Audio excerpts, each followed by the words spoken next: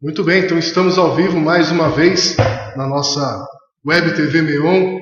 Obrigado para você que nos acompanha desde pela manhã na nossa Web TV. Já tivemos hoje o deputado estadual Padre Afonso conversando com a gente sobre política. E agora falamos sobre política novamente.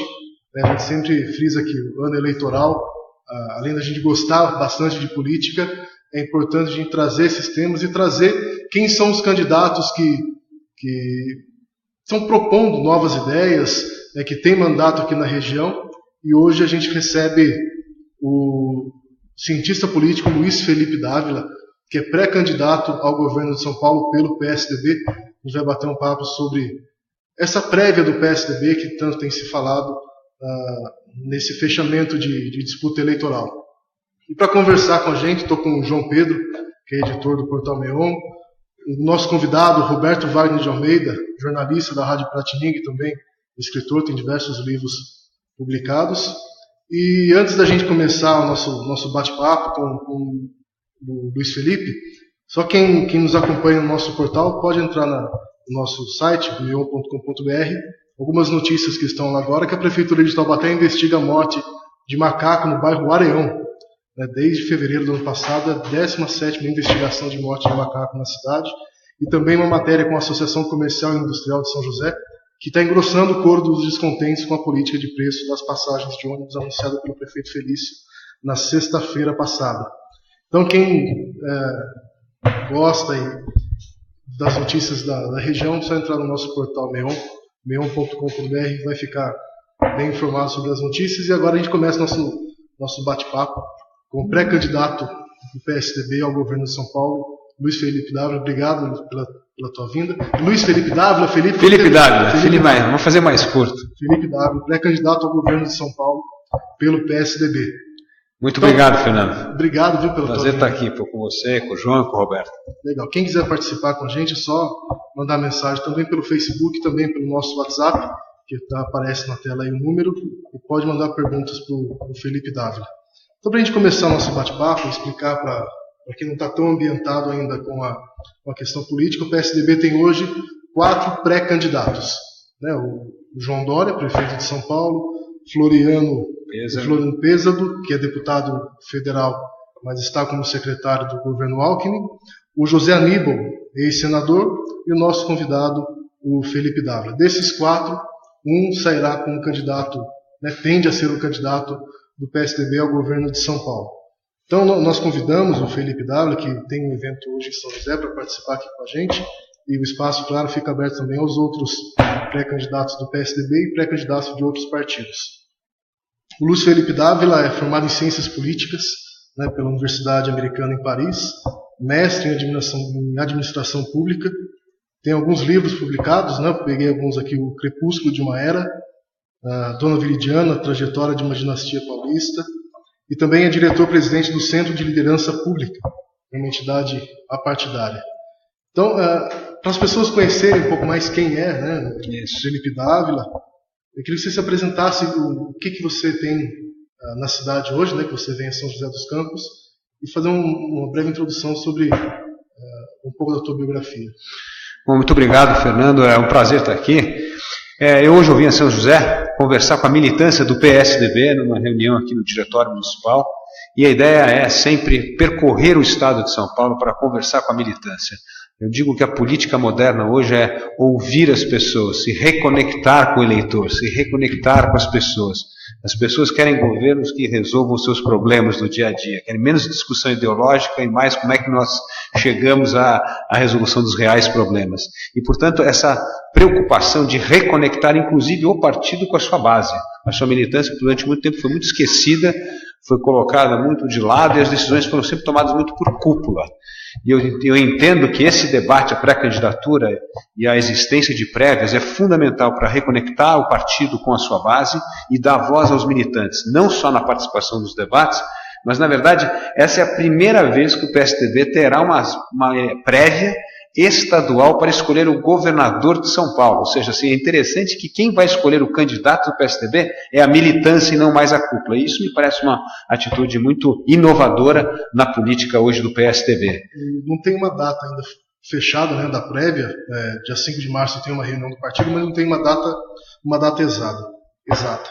Queria entender, na tua opinião, a prévia ela escolhe entre pré-candidatos a pré-candidatos, né, do partido, uma coisa que a gente vê muito nos Estados Unidos, né, uma coisa costumeira entre democratas e republicanos, e aqui no Brasil é uma coisa não nova, mas fala-se mais sobre isso hoje.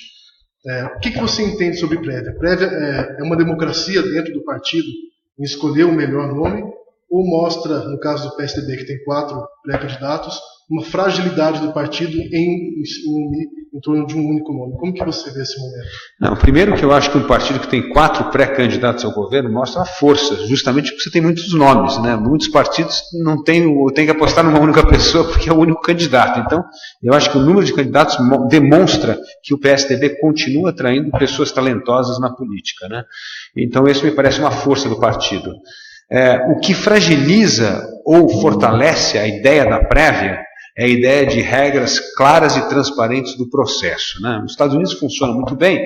Por quê? Porque existem todos os debates. Nos debates é que os candidatos vão subindo ou caindo, né? Conforme um fala uma besteira, escorrega, não consegue explicar suas propostas, o eleitor vai perdendo a confiança num e apostando mais em outro. Ou seja, na verdade o eleitor vai sendo conquistado de acordo com os debates. Então é muito importante isso para unir o partido, justamente, né? Então acho que se nós tivéssemos aqui na nossa prévia uma sequência de pelo menos 8, 10 debates em várias cidades do estado de São Paulo, isso ia fortalecer a candidatura, ia unir o partido em torno da candidatura e provavelmente na hora da eleição nós teríamos um partido totalmente unido em torno do candidato vencedor das prévias. Portanto, eu sou muito favorável às prévias, mas precisa ter debate, não é só uma questão de data. Por isso que eu comecei dizendo que eu sou contra a história de fazer data muito curta após a decisão do partido, que não dê tempo para o debate. Se não der tempo para o debate, a prévia perdeu o seu propósito, né? Felipe, eu havia até suposto, porque eu vi uma notícia de que a prévia já estaria marcada para o dia 18 de março. Certo. Antes de começarmos aqui a entrevista, você nos disse que não é verdade. Quem vai definir a data é o diretório numa reunião no dia 5. Exatamente. O resultado dessa reunião do diretório no dia 5 já será uma prévia, ou seja, 3 dos candidatos, você, o Pêsaro e o Zé Aníbal, pretendem que a prévia ocorra depois de 7 de abril, para vocês darem um checkmate no Dória. Ele, para ser candidato a governador, estando na prefeitura, ele teria que se desincompatibilizar do cargo de prefeito em 7 de abril, sem saber se ganharia ou não a convenção depois. Para o Dória, interessa que seja antes de 7 de abril. Conforme for a decisão do diretório, eu direi assim, a favor dos 3 ou a favor do Dória, já é uma boa indicação dos rumos do partido? Olha, Roberto, essa é uma ótima pergunta. Eu acho que a decisão da prévia, as regras da prévia, não podem ser feitas de forma casuística. Ou seja, não vamos fazer uma regra para cada prévia. A regra da prévia tem que valer para todas as eleições. E no dia que isso ocorrer, vai ter mais paz no partido, porque a pessoa sabe quando ela tem que apresentar a candidatura, quando serão os debates e, evidentemente, quando serão as eleições. Então, o que eu defendo hoje? Que nós deveríamos aproveitar essa ocasião da prévia para defender regras que valerão para todas as prévias do partido. Então, não podemos pensar nessa única eleição. Vamos pensar assim, que a prévia no ano eleitoral, os candidatos têm que se apresentar em fevereiro, os debates ocorreriam entre o início de março até metade de abril, e na segunda semana, terceira semana de abril, sempre seriam as primeiras votações da prévia. Então você cria um calendário. E veja só como é interessante essa questão que você bem colocou da prévia. Se o prefeito João Dória não fosse candidato, não teria esse dilema. Estaríamos todos de acordo que o melhor seria fazer depois do dia 7 de abril, teria os debates. O que está tumultuando o processo é a participação do prefeito. Então aí vem uma questão que eu acho conceitual importante. Por que as prévias devem ser depois do período de desincompatibilização? Primeiro, só votará na prévia quem permanecer no partido. Ou seja, pessoas que perderem a prévia antes da data da desincompatibilização correm o risco de querer mudar de partido. Inclusive militantes que votam poderiam mudar para outra agremiação. Então, na verdade, depois do prazo, votará todos que permanecerão no partido. Segundo, que vai unificar o partido em torno do vencedor, porque o perdedor, o vencedor, tem que estar unido em torno do candidato. E terceiro, a meu ver, é preciso sim criar uma espécie de penalidade para quem está num cargo e deseja renunciar ao cargo para disputar outro. Porque, no fundo, se nós pensarmos, o nosso eleitor vai nos punir por isso. Fala, mas eu votei num determinado candidato para ser prefeito, para ser governador. Já aconteceu dentro do PSDB com o Serra. Já aconteceu. Né? Então, isto é trair a vontade do eleitor. Tá certo? Então, eu vejo que isso é uma coisa que só fortalecerá o partido. Porque senão vão pensar que cargos hoje, né, não é nada mais do que trampolim para outros cargos. E isso vai enfraquecer o partido no longo prazo com as suas candidaturas. Vai ser difícil cada vez mais defender as candidaturas do próprio partido. Portanto, eu vejo isso como regras que deveriam existir para todas as prévias e não só para esta prévia. E por último, o risco do prefeito, no caso João Dória, participar das prévias, é um risco, tudo bem que o risco ficou maior um pouco depois do 7 de abril, que ele é obrigado a renunciar. Mas disputar uma prévia e perder a prévia é um risco para qualquer pessoa que esteja no cargo. Né? A data é 7 de abril, né? Você comentou. Depois de 7 de abril. Mas isso vai ser decidido pelo diretório. Né?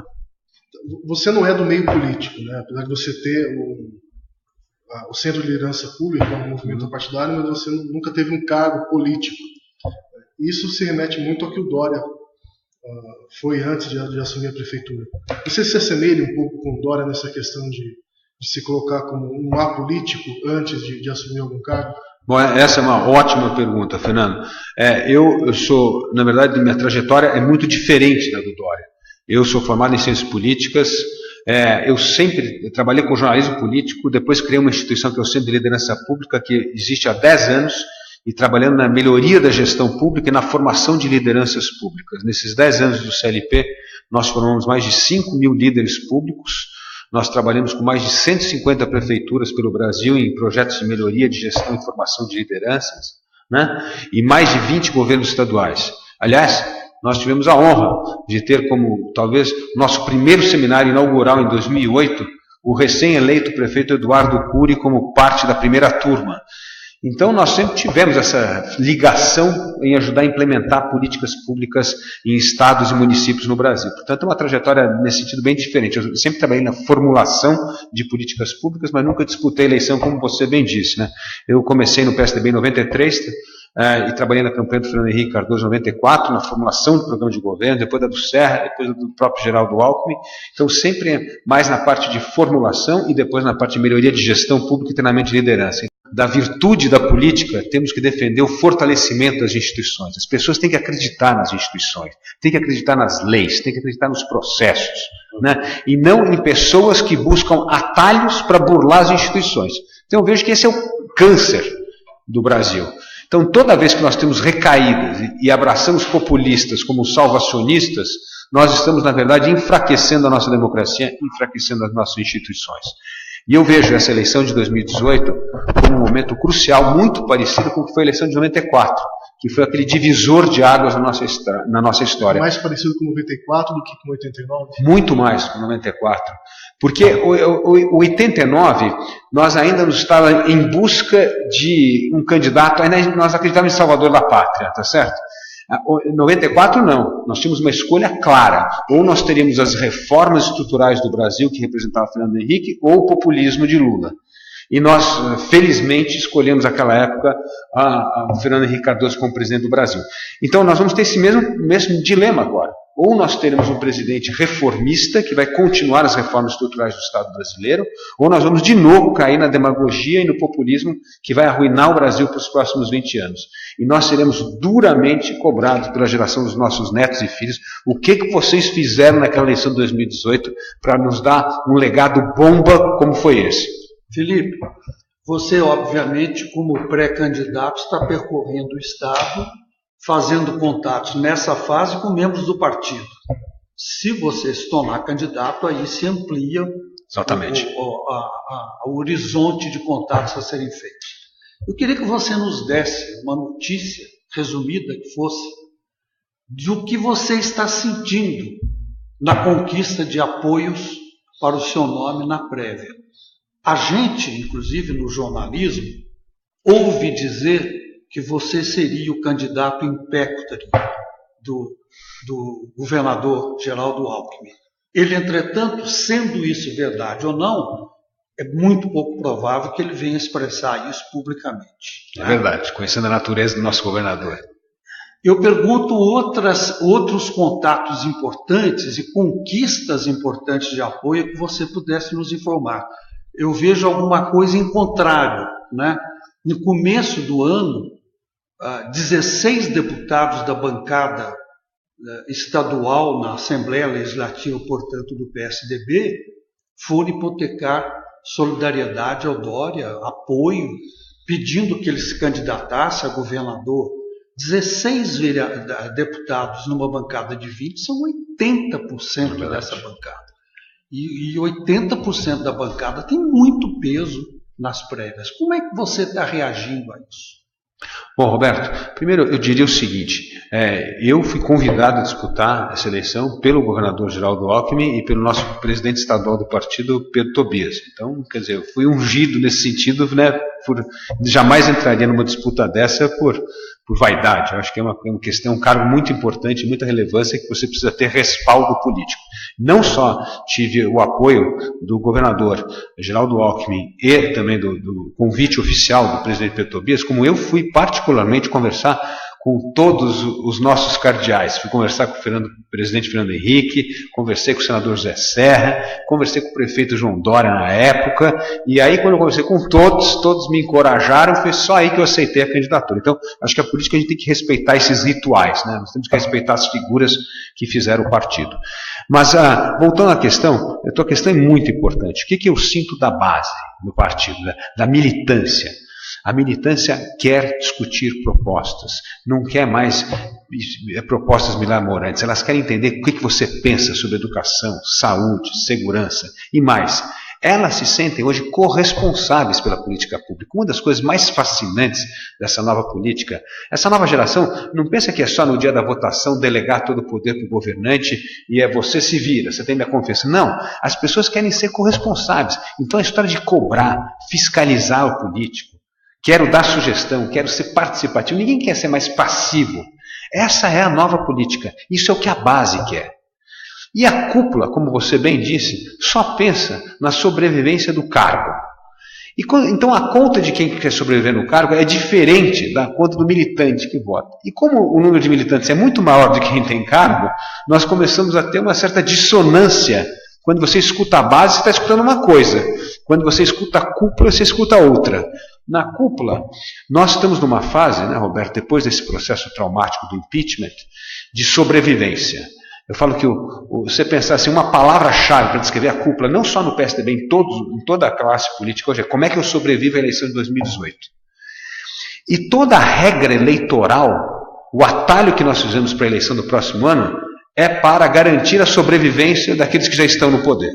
O fundo eleitoral, o fundo partidário, toda a regra foi feita para beneficiar quem já está no poder e para dificultar a entrada daqueles que querem entrar no poder. Então eu vejo que isso, na verdade, é um sistema reativo, ferido, né, que luta pela sobrevivência e está indo contra o anseio da sociedade. E isso pode gerar muita frustração nas pessoas. Pode gerar frustração que todos acham que o novo vai triunfar nessa eleição, que os candidatos... Não vai. O sistema foi criado de um jeito, esses incentivos, que é para impedir a ascensão dos novos. Eu vi recentemente uma informação, é claro que é um vaticínio por enquanto, de que, ao contrário do que a população está desejando, os conhecedores dos cantos mais escônditos do Congresso estão prevendo a renovação a manutenção de 60% dos atuais deputados federais. Isso será uma decepção enorme. Será.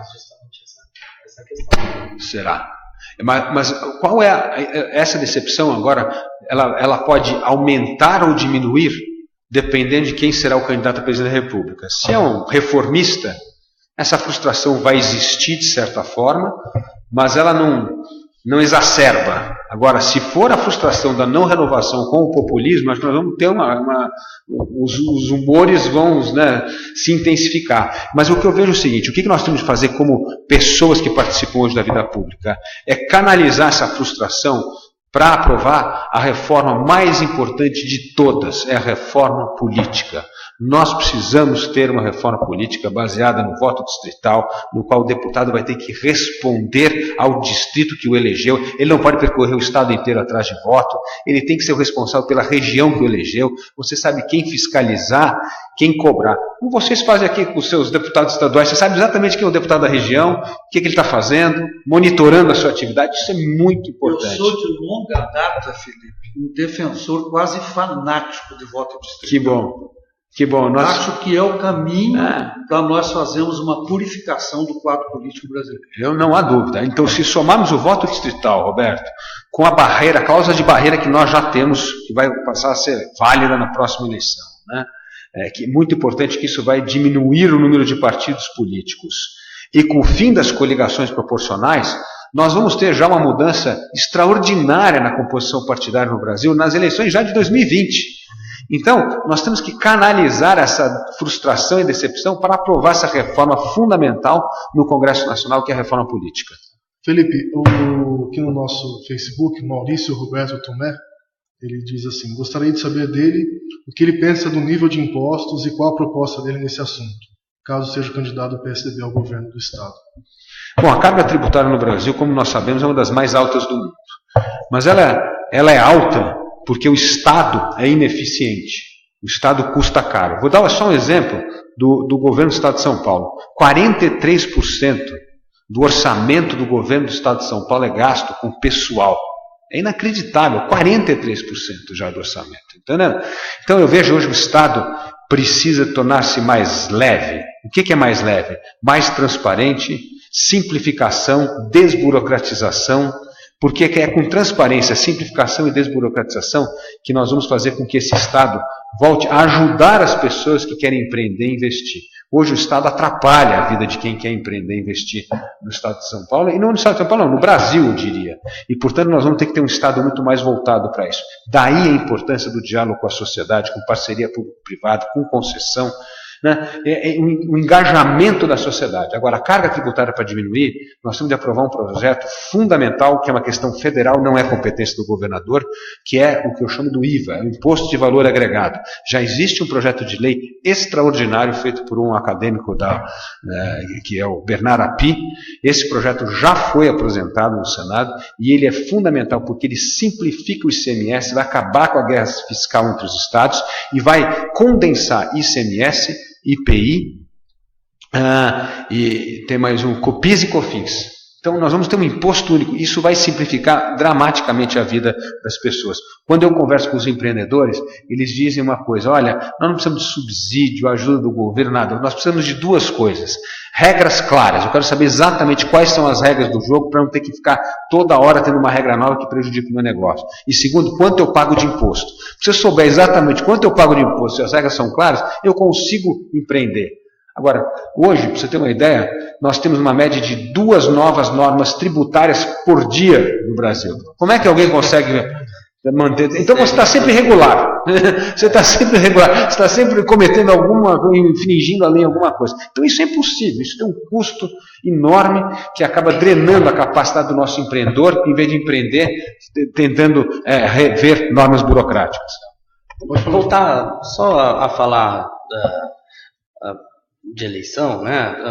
Bom, há um nome aí, o do Márcio França, né? Muito forte, e que, né, projetando um cenário, né, que o senhor seja aí eleito como candidato do PSDB, é uma situação um pouco constrangedora de enfrentamento, porque ele, né, representando a continuidade do Geraldo Alckmin, né, e o candidato do seu partido.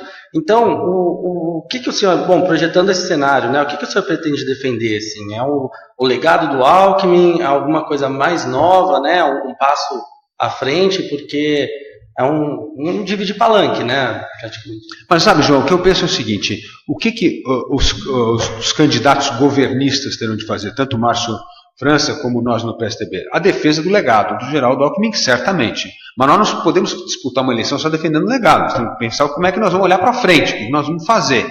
E aí, nesse cardápio do que nós vamos fazer, certamente haverá diferença entre o que pensa, por exemplo, o vice-governador Márcio França e nós. Eu vejo que hoje a barra de São Paulo tem que aumentar, no sentido que, se olhar todos os indicadores, São Paulo é o primeiro estado do Brasil em tudo, em segurança, em educação, em infraestrutura. Então, se o São Paulo continuar se comparando com o resto do Brasil, nós vamos diminuir a barra, nós vamos entrar na mediocrização. Na minha visão, nós temos de nos comparar com os indicadores dos países da OCDE. Nós precisamos ter um outro tipo de referência. E se nós compararmos os nossos indicadores de educação, infraestrutura, segurança com os indicadores da OCDE, nós estamos muito aquém. Portanto, vejo que nós temos de olhar para uma barra mais alta, para ter políticas públicas mais inovadoras e não se contentar com o primeiro posto do melhor estado do Brasil, que isso sim é fruto dos 24 anos de governo do PSDB.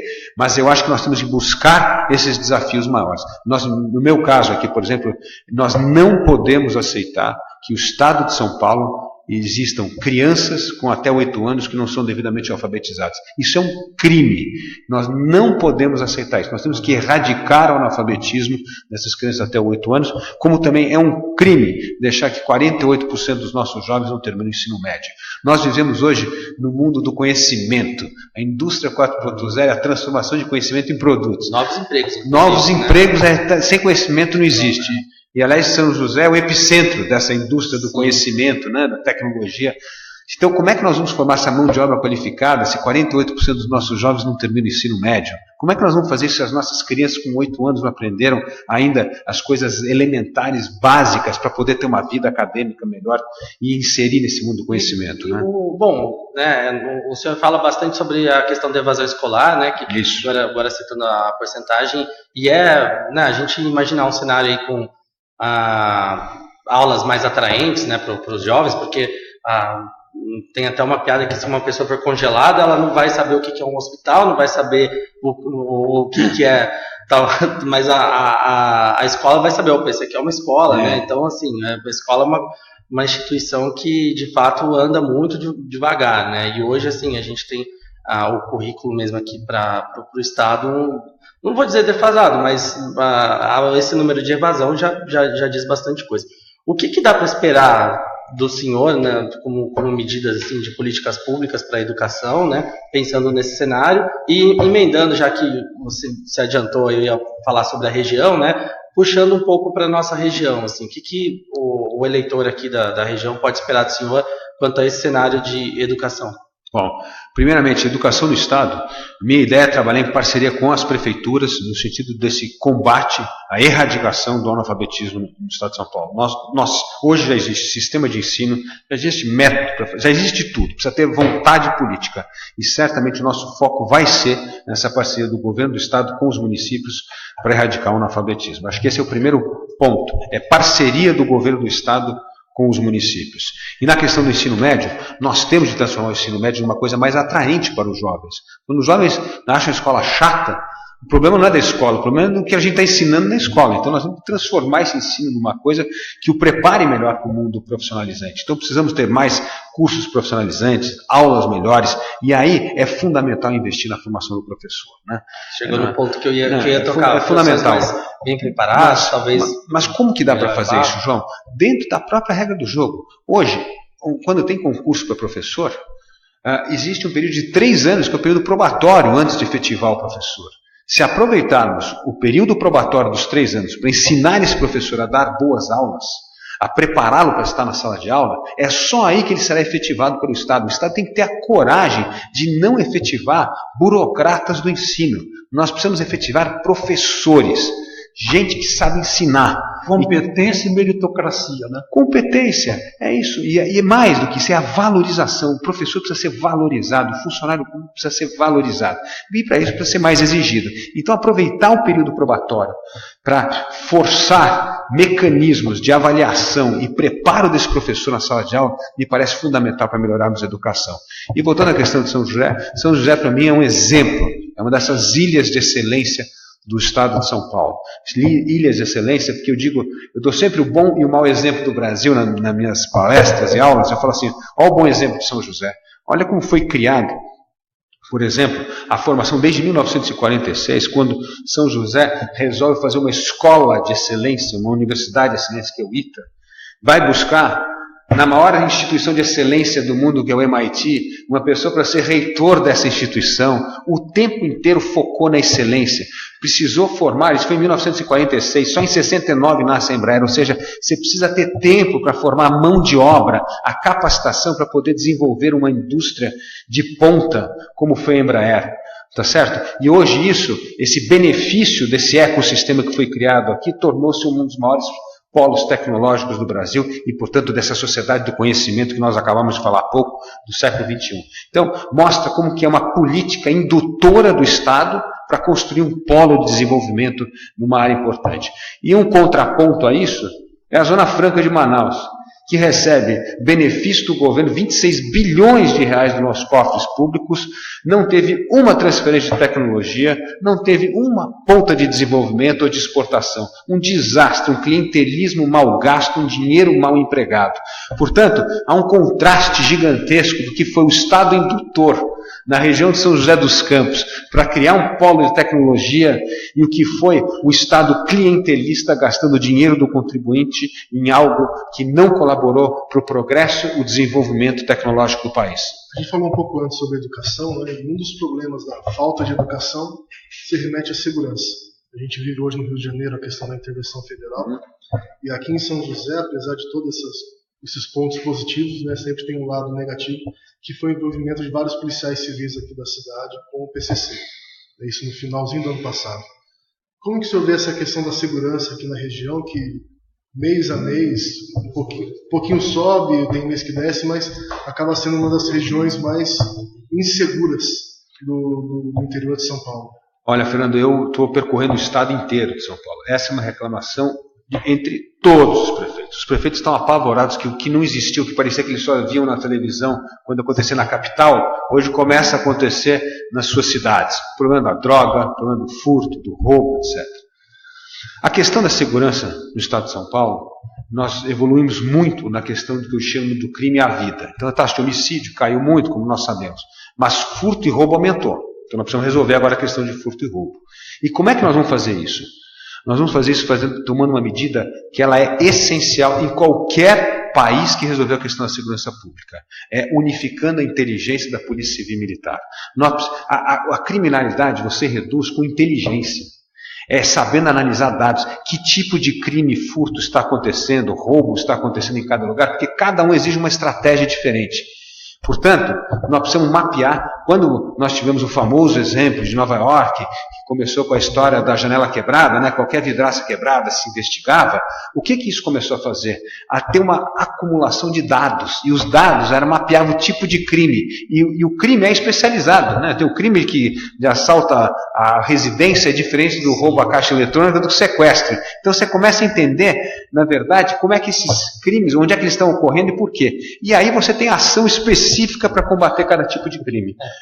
Felipe, só tocar num ponto, né? Porque a gente tem aqui no estado, a principal organização cresceu dentro dos presídios. E a gente vê que combater a criminalidade, você precisa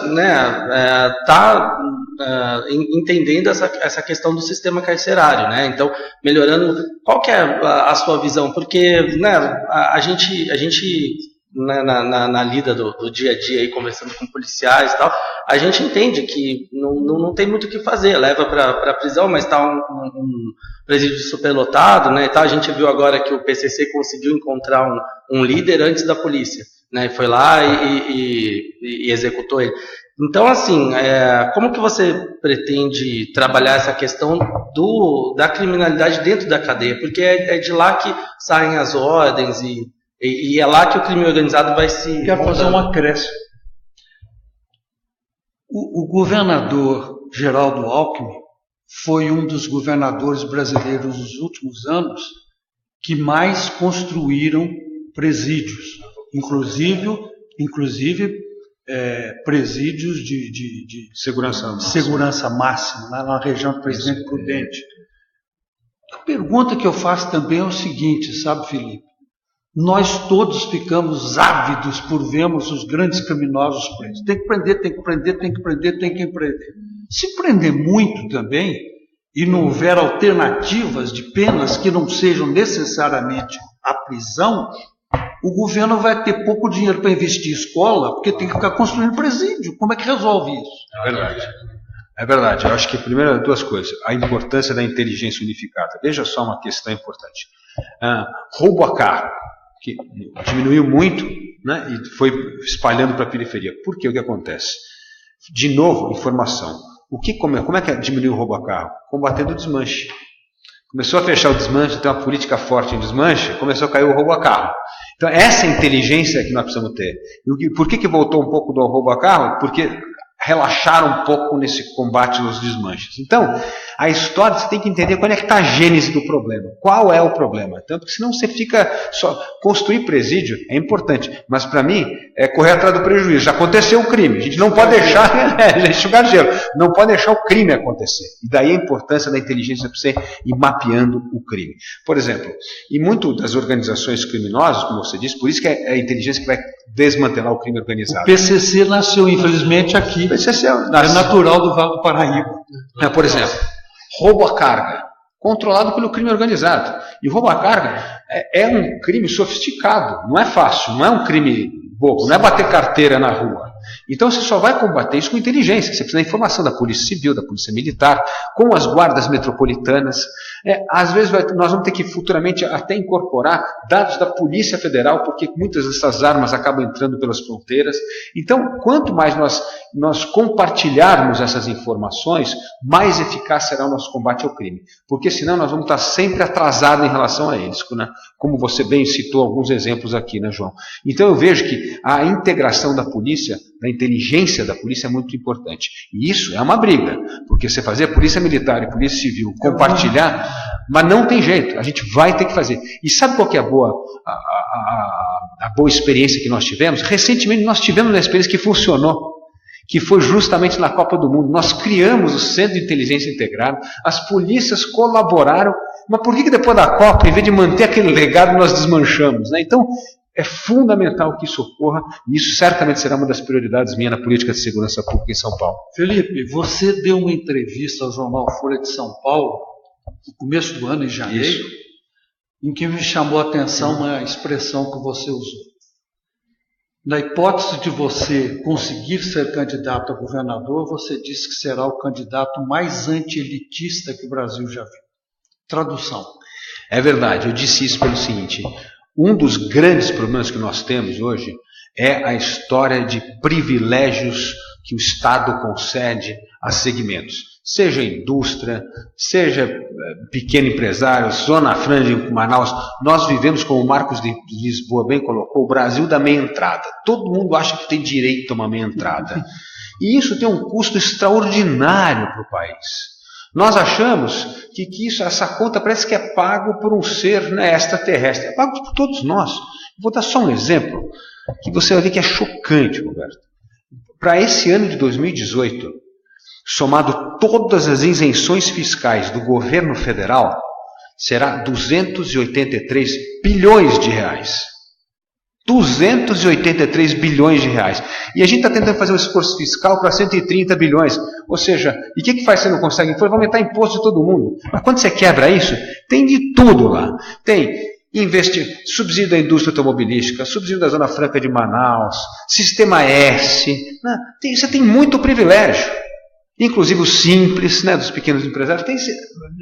Nós temos que ter o julgamento como sociedade, o que nós queremos financiar, subsidiar ou não. Agora, está isso num bolo orçamentário que ninguém sabe, e essa conta a gente passa para a sociedade com imposto, não dá. Então eu disse que eu vou ser o mais anti-elitista no sentido de olhar com a lupa todos os benefícios e isenções fiscais que tem no Estado de São Paulo, e a minha ideia é aqueles que não têm um impacto na geração de emprego, investimento e tecnologia, nós vamos acabar, porque não podemos sustentar esse cabide de privilégios aqui no estado de São Paulo. Isso é ruim para a economia, é ruim para as pessoas que querem inovar e é uma injustiça com os menos favorecidos que acabam pagando essa conta por meio de impostos. Portanto, nós temos que ser muito rigorosos com isso. Por exemplo, eu vou dar um exemplo. Eu acho um absurdo a indústria automobilística nesse país receber subsídios há 53 anos e ter um mercado fechado, que nós não somos ainda parte das cadeias globais e que nós não conseguimos exportar carros para os grandes mercados por causa de conteúdo nacional, por medidas protecionistas, que nós fazemos um carro que não tem um padrão para se vender na Europa, nos Estados Unidos. Ou seja, não dá. Essas coisas nós precisamos rever. Nós temos que ter coragem de encarar esses privilégios. A gente precisa encerrar, né? Já está no horário. O Felipe tem um evento aqui em São José. E antes da gente... Você não deixa fazer só uma perguntinha que vai satisfazer uma curiosidade minha? Felipe, você escreveu um livro importantíssimo. Aliás, você tem 8 livros, todos eles muito interessantes. Muito obrigado. Um deles, que é o Caráter e Liderança, Isso. Você lista os que você considera 9 estadistas que construíram a democracia no Brasil. Para conhecimento dos nossos internautas, deixa eu mencionar aqui os 9 rapidamente: José Bonifácio de Andrade Silva, Joaquim Nabuco, D. Pedro II, Prudente de Moraes, Campos Sales, Rodrigues Alves, Oswaldo Aranha, Ulisses Guimarães e Fernando Henrique Cardoso. Eu senti falta aqui do Juscelino Kubitschek. Muitas pessoas me fazem essa pergunta.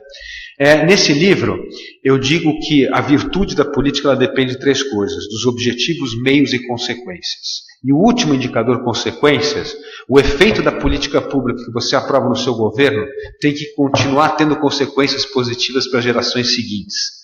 E esse é o mais rigoroso e mortal dos critérios. E é nesse critério que o Juscelino, a meu ver, perde, porque o Juscelino acaba gerando a cultura da inflação do Brasil, que vai contaminar outras gerações futuras. Ou seja, o Brasil tinha uma inflação relativamente controlada e foi uma política expansionista do Juscelino naquele tempo, muito mais focada em benefícios e subsídios para o desenvolvimento industrial do Brasil, sim, mas que deixou como consequência para as gerações políticas a inflação, que acabou sendo o grande monstro do Brasil por mais de 40 anos. Né? Então, nesse sentido, as consequências, o Juscelino, para mim, nos outros 2 critérios, ele está perfeitamente enquadrado. É uma pessoa que preservou as instituições democráticas, permitiu o debate, aliás, inclusive, de uma forma que mostra a sua tolerância com uma opinião até agressiva da oposição naquele tempo, do Carlos Lacerda. Mais né? do que isso, se você me permite. Eu não conheço alguém mais democrata do que um presidente que sofre 2 rebeliões militares da aeronáutica, dos mesmos rebeldes, o mesmo grupo faz a rebelião de Jacareacanga, depois faz a de Aragaças, e o Juscelino controla e perdoa os rebeldes. Tem jeito de ser mais democrata? Não tem. Por isso que eu digo, ele na categoria de objetivo e meio certamente é um dos grandes estatistas, mas nessa da consequência, especificamente na questão econômica, me pareceu que ele não podia estar no Aí meio. entra até a construção de Brasília. Exatamente. Aí começa a inflação. Aí começa a Brasília. Aí começa a Brasília. Felipe, queria agradecer muito por estar vindo aqui. Muito obrigado, nosso Fernando. Portal Neon. A gente passou um pouquinho do tempo combinado, mas é importante. Você está numa fase agora que não é o eleitor que vai decidir, mas são os tucanos, né, os filiados do PSDB, mas de qualquer forma é fundamental a população toda conhecer quem são esses candidatos que o PSDB coloca, porque um deles futuramente deve ser o candidato do governo de São Paulo pelo PSDB. Então eu quero agradecer muito a tua presença, agradecer ao Roberto Wagner de Almeida, né? O João, nosso editor. Acho que é um espaço bacana para a gente conversar sobre política, sobre os problemas da região e as soluções que a RN Vale precisa, e tudo isso é feito dentro da política. Felizmente, ainda é dentro da política. Né? Então, eu quero agradecer muito a tua vinda e o nosso espaço que fica aberto para quando você visitar a região, vir conversar com a gente. Muito obrigado, Fernando. É um prazer estar aqui. Foi um prazer estar aqui com o João, com o Roberto. Foi um bate-papo muito agradável e eu espero voltar aqui agora como candidato oficial do PSDB ao governo do Estado de São Paulo E voltarei também aqui uma outra vez como governador do Estado de São Paulo. Muito obrigado. Obrigado, um abraço a todos e continue acessando o nosso portal Meon, que as principais notícias da região você sempre encontra lá. Um abraço a todos, até mais.